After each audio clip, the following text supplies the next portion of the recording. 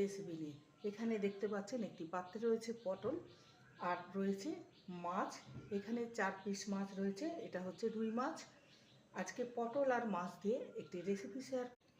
এর মধ্যে দিয়ে দেবো লবণ, সামান্য হলুদ গুঁড়ো আর দিয়ে দেবো লেবুর রস। ভালো করে মেখে নেব।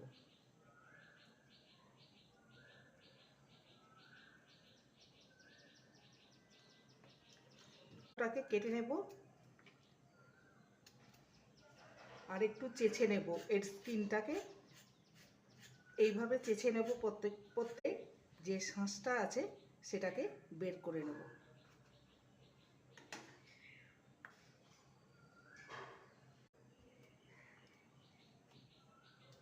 প্রত্যেকটা পটল ঠিক একইভাবে পরিষ্কার করে নেব।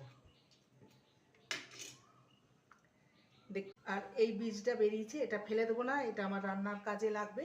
আর বীজ একদম শক্ত বীজ নেই, কচি বীজ। এটাকে তুলে লবণ হলুদ মাখিয়ে নেব। প্রথমে পটলটাকে ভেজে নেব। যতগুলো ধরবে ততগুলোকে ভেজে নেব। তিনটে করে ভেজে নেব। পটলগুলো ভাজা হয়ে গেছে, এবার তুলে নেব। বাকি যে পটল আছে সেগুলোকেও ভেজে নেব। এগুলোকে ভেজে নেব। মাছগুলোকে ঠান্ডা করে নিয়ে মাছের ভেতর যে কাঁটাগুলো আছে বের করে নেব। কাঁটাগুলোকে বের করে নেব। সমস্ত মাছকে ম্যাশ করে নিয়েছি। এবার চলে যাব এর স্টাফিংটা দিয়ে দেবো। পেঁয়াজ কুচি আর 3টে কাঁচা লঙ্কাকে কুচি করে নিয়েছি। এবার দিয়ে দেবো আদা রসুনের পেস্ট। পটলের যে শাঁসটা আছে সেটা দিয়ে দেবো। নেড়ে নিয়েছি। এবারে দিয়ে দেবো লবণ, গুঁড়ো, ঝাল লঙ্কার গুঁড়ো দেবো না যেহেতু কাঁচা লঙ্কা দিয়েছি। সামান্য জিরে গুঁড়ো করা মাছের অংশগুলো দিয়ে দেবো। ধনে পাতা কুচি আর গরম মশলার গুঁড়ো দিলেই এটা রেডি হয়ে। এবার পটলের মধ্যে দিয়ে দেবো।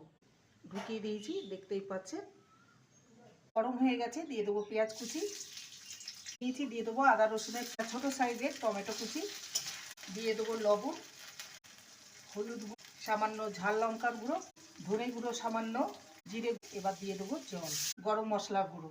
পটলগুলো দিয়ে দেবো। এবার এটাকে উল্টে মাছের পুর ভরা পটলের কারি।